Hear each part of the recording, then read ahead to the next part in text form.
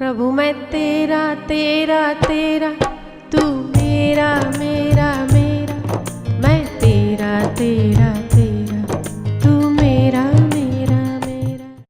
सात्विकता बढ़ती है तब आनंद भीतर से उठने लगता है। राजस तामस में दुख और परेशानियों की अधिकता ज़्यादा होती है, उसका महत्व ज़्यादा होता है। सात्विकता में सत्व की महत्ता होती है। सत्व की महत्ता मतलब श्रद्धा होती है। जहाँ श्रद्धा होती है वहाँ सात्विकता जन्म लेती है। जहाँ सात्विकता होती है वहाँ आनंद होता है। तो जब आप ऐसे माहौल में होते हो जहाँ पर श्रद्धा का आधिक्य हो, तब आपके चेहरे की प्रसन्नता पहले की अपेक्षा खिलकर बाहर आती है। हृदय की प्रसन्नता आपके चेहरे पर दिखती है। ये सत्व की निशानी है। जितना अधिक रजस और तमस में हम, तो मन का स्वभाव है कभी तामसी होना, कभी राजसी होना, कभी सात्विक होना, पर हमारी बुद्धि स्टैम्प किसको लगाती है, सत्व को, रज को या तम को। वैसे वैसे हमारा जीवन बढ़ता है आगे। जिस समय हृदय श्रद्धा संपन्न हो, जिस समय चित्त में भगवत भक्ति की प्रधानता हो, नाम जप की या सत्संग सेवा सुमिरन की प्रधानता हो, तब सात्विकता का संचार होता है। जब सात्विकता का संचार होता है तब उस समय में वह व्यक्ति योगी होता है। जिस समय अपना शरीर, मन और बुद्धि परमात्मा में लगा हुआ हो, जिस समय शरीर, मन और बुद्धि के द्वारा सात्विक कर्म हो रहे हो, जिस समय शरीर, मन, बुद्धि और इंद्रियां अपने आप में समाहित हो, विकारी ना हो रही हो, शांत हो रही हो, चित्त स्थिर हो, शरीर, मन, बुद्धि और इंद्रियों को हम परमात्मा का समझकर संसार के काम में ले रहे हो, उस समय हम योगी हैं। और जिस समय अपने सुख के लिए इंद्रियों का उपयोग कर रहे हो, शरीर और मन, बुद्धि हमारे सुख के उपार्जन के पीछे लगा हो, उस समय हम भोगी हैं। और जिस समय हमारा शरीर, मन, बुद्धि और इंद्रियां श्रद्धावान हो रही हो, श्रद्धा सभर कार्य कर रही हो, उस समय हम योगी हैं। इस समय आप योगी हो। आपकी इंद्रियां भगवान नाम का उच्चारण कर रही है, संकीर्तन कर रही है, आपका हृदय श्रद्धा संपन्न हो रहा कि नहीं हो रहा? हो रहा है। तो श्रद्धा संपन्न चित्त, श्रद्धा संपन्न वृत्ति, श्रद्धा संपन्न क्रिया और कर्म आपको सात्विक बनाते हैं। उस समय आप योग की स्थिति में होते हैं। जिस समय अपने लिए सुख साधनों को एकत्रित करने के लिए हर कीमत आप चुकाते हैं, समय की व्यर्थता, इंद्रियों का बेकाबूपना, ईश्वर से दूर होना, क्रूरता, कायरता, भय, बेचैनी, दुख आदि, ये सहज स्वाभाविक आप सुख का उपार्जन करने में स्वाभाविक ही ये गतियां होती है। उस समय आप भोगी हैं। जिस समय इनका त्याग करके चित्त वृत्ति ईश्वरमय होती है, सात्विक वृत्ति का जन्म होता है, तब आप योगी हैं। अब दोनों ही चीजें तो आपके अंदर है। योगी बनना कि भोगी बनना मर्जी हमारी है। बुद्धि किसको स्टैंप लगाती है वो हमारे ऊपर है। 10 रुपए की नोट माँ बच्चे को देती है। अब बच्चा उससे किसी 10 रुपए की छुरी खरीद के किसी का गला काट के जेल में जाए, या तो उन 10 रुपयों से 5 रुपए खुद खा के 5 रुपए का किसी को छोटा सा बेर या फल लेकर किसी भूखे को खिलाए, मर्जी उसकी है। तो ईश्वर ने दी हुई सांसें गिनती की सांसें हैं, उसका हम क्या उपयोग करते हैं, उस उपयोग पर हमारा जीवन और हमारी आगे की यात्रा निर्भर करती है। तो हमें अपनी यात्रा को कैसे बनाना है वो हम पर निर्भर करता है। क्या हम मिले हुए जीवन का दुरुपयोग कर रहे हैं? तो उसका सदुपयोग कर हमें सार्थक करना चाहिए। अगर हम सदुपयोग कर रहे हैं, इससे उत्तम और कोई बात नहीं। बाकी मानसिक, राजसी और तामसी वृत्तियां तो हर व्यक्ति के चित्त में होती ही है। कभी विकारी होना, विषयी होना, और सबसे बुरी गति उस मानव की होती है जो अहम वश अपने दोषों को देख ही नहीं पाता। उस समय व्यक्ति गिरता चला जाता है, उसे नहीं मालूम पड़ता कि मैं गिर रहा हूँ। इसलिए अहंकार सबसे बुरी बला। अगर आप में दया है, प्रेम है, अहिंसा है, उदारता है, करुणा है, ये आपके नहीं है। न यदि आप अपने भीतर बुरी चीज़ों को नहीं देखना चाहते, किसी के भीतर नहीं देखना चाहते, तो आप उससे पल्ला झाड़ने की कोशिश करते हैं ना। अगर आपको याद भी आता है कि आपने कोई गलत कर्म कर दिया, तो आप सोचते हैं कि ये वाला एपिसोड अगर मेरी जिंदगी से निकल जाए ताकि मुझे दोबारा याद ना आए, सोचते हैं ना आप। तो यदि वो आपकी नहीं है, आप सोचते हैं कि इससे मैं किनारा करूं, तब आप अच्छी चीज़ों को जब आप ग्रहण करते हैं और अच्छी चीज़ों के मालिक बनते हैं, दया, प्रेम, दैवी संपदा काट छाट के, उसके मालिक आप कैसे हुए? उसका भी परमात्मा हुआ। यदि आप अच्छी चीज़ का श्रेय लेते हैं तो गलत बात का बंधन भी आपको लगेगा। इसीलिए हर अच्छे बुरे कर्म को परमात्मा को सौंप देना चाहिए। शरीर, मन, बुद्धि और इंद्रियां, सब कुछ ईश्वर की देन है। अच्छा भी उसी का है तो बुरा भी उसी का है। जब अच्छा उसका होगा तो बुरा भी उसी का ही होगा। जब आप अच्छे का श्रेय लेने जाओगे तो बुरे का सिर पिटाई भी आपकी होनी है। अच्छा और बुरा दोनों ही परमात्मा की देन है। इस वस्तु को, इस बात को याद करके संसार में चलने वाला व्यक्ति परम योगी है। तो दैवी संपदा, आसुरी संपदा व्यक्ति के भीतर उत्पन्न होती रहती है। आसुरी वृत्ति भी परमात्मा की देन है, तो दिव्य वृत्ति भी परमात्मा की ही देन है। पर हमारा कर्तव्य है कि आसुरी को दबाकर दिव्य वृत्ति को धारण करना चाहिए। विकारों को छोड़कर निर्विकारी आत्मा की ओर चलना चाहिए। क्रूरता को छोड़कर उदारता की ओर चलना चाहिए। पर समझना चाहिए कि दोनों ही ईश्वर प्रदत्त हैं। एक सांसारिक देन है, दूसरा ईश्वर की देन है। क्योंकि ईश्वर नित्य है, उदार है, करुणाशील है। जो जैसा होगा वही तो देगा ना। जल के स्रोत से जल ही आएगा ना। नदी जल का स्रोत है, उससे बड़ा बारिश जल का स्रोत है। तो जल नदी में है तो वो जल ग्रहण करता है। तालाब नदी में है तो वो तालाब, नदी जल ग्रहण करता है, नदियों को ग्रहण करता है। समुद्र जल है तो नदियां भी उसी में समाविष्ट होती है। तो परमात्मा आपके भीतर जो आंशिक रूप से आपका आत्मा है, वो परमात्मा के गुणों को ग्रहण करता है। और जो संसार का हिस्सा है, वो संसार की चीजों को ग्रहण करता है। अपने भीतर परमात्मा के हिस्से को बढ़ाना चाहिए और यही समझना चाहिए। अहंकार रहित, अभिमान रहित होता हुआ पुरुष योगी कहलाता है।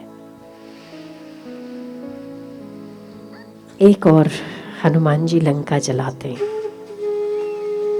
तो पूजे जाते, और दूसरी ओर रावण इतना विद्वान होने के बावजूद भी जलाया जाता है। क्या मुख्य है उसमें? अहंकार, अभिमान, अहंकार। अहंकार सारे दोषों की जड़ है। शबरी में क्या है? 18 लाख लोग शबरी के आज भी चौखट पर मत्था नवाते हैं। क्या था शबरी में? श्रद्धा। अभिमान और अहंकार से दूर होता हुआ पुरुष योगी है। शरीर, मन, बुद्धि और इंद्रियों के द्वारा परमात्मा का उपासना करना, परमात्मा को अपने सारे कर्म फल देना योग है। मन, बुद्धि, शरीर और इंद्रियां सभी कुछ ईश्वर की दी हुई है। उदारता, करुणा, प्रेम निर्भयता, ये सारे गुण भी ईश्वर के दिए हुए हैं। ये समझने वाला व्यक्ति योगी है। तो आपको योग करना है कि भोग करना है, मर्जी आपकी है। ईश्वर के द्वारा दी हुई सांसों का सदुपयोग करना कि दुरुपयोग करना, मर्जी आपकी है। इसलिए सदैव अपने लक्ष्य को अपने सामने रखकर बढ़ना चाहिए। आपका लक्ष्य ईश्वर प्राप्ति अगर है तो हर कर्म आपके द्वारा वही होगा जो ईश्वर की ओर बढ़ाने वाला होगा। यदि हमारा लक्ष्य छोटी मोटी वासनाएं हैं तो फिर दुख होलसेल में। यदि हमारा लक्ष्य ईश्वर प्राप्ति है तो हमारे द्वारा वही कर्म होगा जिससे ईश्वर की उपासना होगी। तो शरीर, मन, बुद्धि और इंद्रियों को परमात्मा का समझकर उसकी सेवा में लगाना योग है। कृष्ण कहते हैं गीता में कि मेरा मत श्रेष्ठ है। अभिमान की बात है। वैसे तो कृष्ण अहंकार कर रहे हैं, मेरा मत श्रेष्ठ है, पर श्रेष्ठ व्यक्ति ही तो अभिमान करता है ना कि मैं श्रेष्ठ हूं। किस लिए अभिमान किया कृष्ण ने? मेरा मत इस लोक में श्रेष्ठ है। मतलब मेरा मत मतलब आप अपने से बड़े व्यक्तियों का आदर करते हैं और उसके सिद्धांतों पर चलने का यत्न करते हैं। परमात्मा सबसे श्रेष्ठ है, तो इस लोक में परमात्मा का ही सिद्धांत सर्वश्रेष्ठ हो सकता है। परमात्मा का मत क्या है? कृष्ण का मत क्या है? गीता क्या कहती है? शरीर, मन, बुद्धि और इंद्रियां संसार से मिली हुई है, इसीलिए उसे अपनी न माने। उदारता, करुणा, शालीनता, निर्भीकता आदि दैवी संपदा भी प्रकृति से मिली हुई है। परमात्मा का आंशिक रूप उसमें सम्मिलित है, ये आपकी नहीं है। तो जो अच्छा है आप में वो भी ईश्वर का है, और जो बुरा है वो संसार और प्रकृति की देन है। दोनों से ऊपर उठ के अभिमान रहित हुआ व्यक्ति मुझे प्राप्त होता है, सर्वश्रेष्ठ योगी कहा जाता है। गीता कहती है। तो अहंकार रहित होना सर्वश्रेष्ठ परमात्मा की उपासना है। हमें तो बहुत छोटे छोटे अहंकार हो जाते हैं। सुंदरता का अहंकार, पैसों का अहंकार, गाड़ी का अहंकार, घड़ी का अहंकार, अच्छे कपड़ों का अहंकार, कितना कितना अहंकार। परमात्मा तो यहाँ तक कह रहे हैं कृष्ण की आपको आपके भीतर उदारता है, इसका भी अहम नहीं करना चाहिए। आप में विशिष्ट योग्यता है, उसका भी अहम नहीं करना चाहिए। करुणा है, दानवृत्ति है, इसका भी अहम नहीं करना चाहिए। तो अहंकार रहित हुआ पुरुष योगी माना जाता है। ये परमात्मा का मत है, और श्रेष्ठ मत सदैव आदरणीय और ग्रहणीय होता है। परमात्मा का सिद्धांत है, मत ही सिद्धांत है। तो जो परमात्मा का मत वो हमारा मत। परमात्मा की जो जात हमारी वही जात। परमात्मा अगर संसारी है तो हम भी संसारी है, वो गृहस्थी है हम भी गृहस्थी है।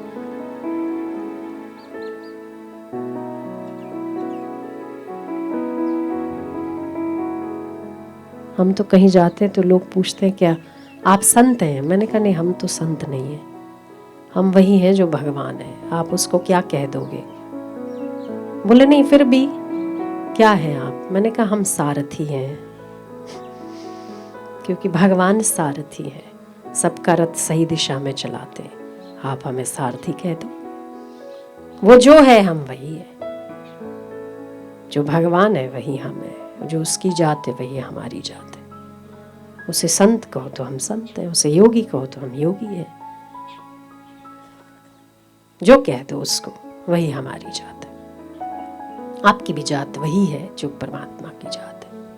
तो ईश्वर अभिमान रहित है, अहंकार रहित है, परम उदार, परम कृपालु, परम सुहृदय, फिर भी उसमें अहंकार नहीं है किसी बात का। इसीलिए वो भगवान है। जो उसकी जात वही आपकी जात होनी चाहिए। जैसा वो है वैसा ही बच्चों को होना चाहिए। कहा भी जाता है ना, बाप तेवा बेटा, वड़ तेवा टेटा। जैसे बड़ होते हैं ऐसे ही उसका फल होता है, जैसा बाप होता है वैसे ही बच्चे होते हैं। तो आपका बाप कैसा है वैसा आपको होना चाहिए।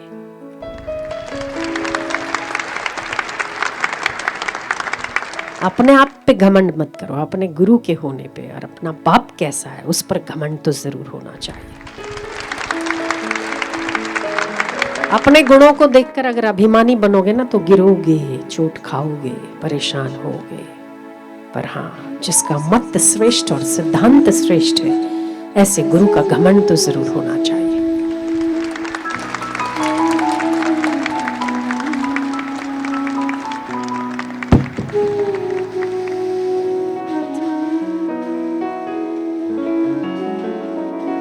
अब हाथ जोड़ के बोलो, जो परमात्मा का मत है वही हमारा मत है। जो ईश्वर का सिद्धांत है वही हमारा सिद्धांत है। हमारा शरीर, मन, बुद्धि और इंद्रियां वो हमारा नहीं है, वो संसार का है। हमारे में जो कुछ भी दैवी संपदा के गुण हैं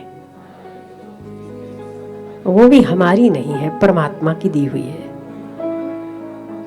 ये समझकर हम अपने संसार का कार्य करेंगे। हम योगी बनेंगे, हम भगवत स्वरूप बनेंगे। भगवान तो हम हैं ही, पर भगवान कैसे है वो हम जानेंगे। हे परमात्मा, हमारी मति आपकी मति में मिलाओ। हे परमात्मा, आपका मत हमारा मत हो, आपका सिद्धांत हमारा सिद्धांत हो। हम अहम रहित, अभिमान रहित इस संसार में आपका होकर विचरण करें। अगर ऐसा हो जाए तो बेड़ा ही पार हो। आपका मत हमारा मत हो जाए। अपना अलग मत क्या होता है? जिसका मत अलग है उसकी मति भी परमात्मा से विमुख है। जिसका मत ही परमात्मा का मत हो, बेड़ा ही पार। जो तेरा मत वो मेरा मत, जो तेरी मति वो मेरी मति, तेरा सिद्धांत मेरा सिद्धांत। अलग क्या होता है? तो आप श्रेष्ठ हैं। श्रेष्ठ की मति यदि आपकी होगी तो आप श्रेष्ठ हो गए ना। आपकी तो टिचुकड़ी, ब्रह्मा जी की इतनी बड़ी सृष्टि, उसमें इतने बड़े ब्रह्मांड है। वो ब्रह्मांड में छोटी सी राई के दाने जैसी पृथ्वी, उस पृथ्वी में आपका छोटा सा राज्य, वो राज्य में छोटा सा शहर, उस शहर में छोटा सा आपका गांव, उस गांव में छोटी सी गली, ओह उस गली में छोटा सा घर, और उस घर में रहने वाले आप छोटे से बैक्टीरिया। क्या मत है आपका? कैसा मत आपका? एक जगह पर आप आदरणीय हो रहे हो तो दूसरी जगह पर आप डंडे खा रहे हो। आपका मत श्रेष्ठ नहीं है, पर परमात्मा का मत सर्वावस्था में श्रेष्ठ है। फिर अगर आपका शरीर अपमानित होता है तो क्या, और सम्मानित होता है तो क्या? शरीर अपमानित होता है, शरीर सम्मानित होता है। ये परमात्मा का मत है। परमात्मा का मत श्रेष्ठ है। अपने मत को ईश्वर के मत में मिला दो बस। रोज सुबह, हे मेरे प्रमदेव, हे आत्मदेव, हे मेरे सच्चिदानंद, जो आपका मत हो वही मेरा मत हो, जो आपका सिद्धांत हो वही मेरा सिद्धांत हो। आपका सिद्धांत सर्वश्रेष्ठ है। मैं भी उस सर्वश्रेष्ठ सिद्धांत पर काम करने के लिए तत्पर और तैयार हो रहा हूं। आपके द्वारा ऐसा कर्म होगा, ऐसा कर्म होगा, ऐसी बुद्धि आएगी, आप चकित हो जाओगे। जब आपकी मति नहीं पर उसकी मति काम करेगी। मैं आवाहन करता हूं, परमात्मा के मत का मैं आवाहन करता हूं, परमात्मा के सिद्धांत का मैं आवाहन करता हूं। जो आप वही मैं, जो आपका सिद्धांत वही मेरा सिद्धांत, आपका मत मेरा मत। अभिमान रहित होकर ईश्वर के मत पर विचरण करने वाला व्यक्ति सर्वश्रेष्ठ परम प्रिय परमात्मा का योगी माना जाता है। अपने मत से नहीं, उसके मत से चला करो। अपने सिद्धांत से नहीं, ऐसे कई लोगों के सिद्धांत बने, कई लोगों के मत बने, कई लोगों की मतियां बनी। क्या हो गया? चिन्ह भिन्न हो गए। ईश्वर का मत आपका मत है, ईश्वर का सिद्धांत आपका सिद्धांत है, और आप कर सकते हो। ऐसा हो सकता है, ऐसा हो सकता है। नहीं हो सकता? हो सकता है। मैं कुछ नहीं कर सकता या अपन तो संसारी है, आपका ताला लग गया विकास का, पर आप कर सकते हो। क्यों? क्योंकि ईश्वर का मत कह रहा है कि आप उसके अंश हो, इसीलिए कर सकते हो। आप में योग्यता है इसीलिए नहीं, उसकी कृपा है इसीलिए कर सकते हो। वो चाहता है कि तुम करो इसीलिए कर सकते हो। वो मानता है कि तुम मेरा बेटा है इसीलिए तुम कर सकते हो। अपने परमात्मा के मत पर घमंड होना चाहिए, श्रेष्ठ सिद्धांत पर उसके घमंड होना चाहिए। इसीलिए आप श्रेष्ठ हो, क्योंकि आप उसके हो। अपनी मति के होते तो आप श्रेष्ठ नहीं होते, पर अगर आप परमात्मा के हो तो आप श्रेष्ठ हो। किसके हो आप? श्रेष्ठ हो। ईश्वर का मत आपका मत है, ईश्वर का सिद्धांत आपका सिद्धांत।